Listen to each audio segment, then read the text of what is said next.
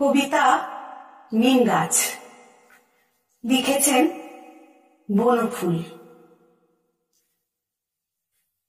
কেউ ছালটা ছাড়িয়ে নিয়ে সিদ্ধ করছে, পাতাগুলো ছিঁড়ে নিয়ে শিলে পিষছে কেউ।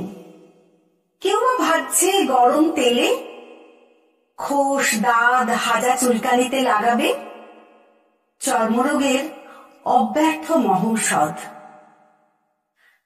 কচি পাতাগুলো খায়ও অনেকে, এমনি কাঁচাই কিংবা বেগুন সহযোগে। যকৃতের পক্ষে ভারী উপকারী।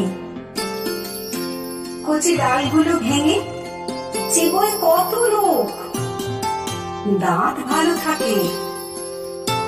কবিরাজরা প্রশংসায় পঞ্চমুখ। বাড়ির পাশে গজালে বিজ্ঞরা খুশি হন, বলেন নিমের হাওয়া ভালো, থাক কেটো না। কাটে না, কিন্তু যত্নও করে না। আবর্জনা জমে এসে চারিধারে, সান্দিয়ে বাঁধিয়েও দেয় কেউ, সে আর এক আবর্জনা। হঠাৎ একদিন একটা নতুন ধরনের লোক এলো।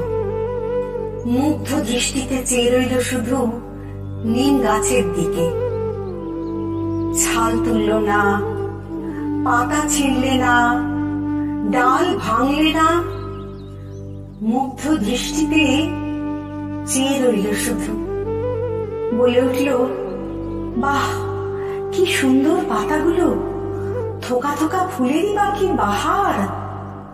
এক ঝাঁক নক্ষত্র নেমে এসেছে যেন নীল আকাশ থেকে সবুজ সায়রে। বাহ! খানিকক্ষণ চেয়ে থেকে চলে গেল। কবিরাজ নয়, কবি। নিম গাছটা ইচ্ছে করতে লাগলো লোকটার সঙ্গে চলে যায়, কিন্তু পারল না। মাটির ভিতর শিকড় অনেক দূর চলে গেছে। বাড়ির পিছনে আবর্জনা স্তূপের মধ্যে দাঁড়িয়ে রইল সে। ওদের বাড়ির গৃহকর্ম নিপুণা বউটার ঠিক এক দশা।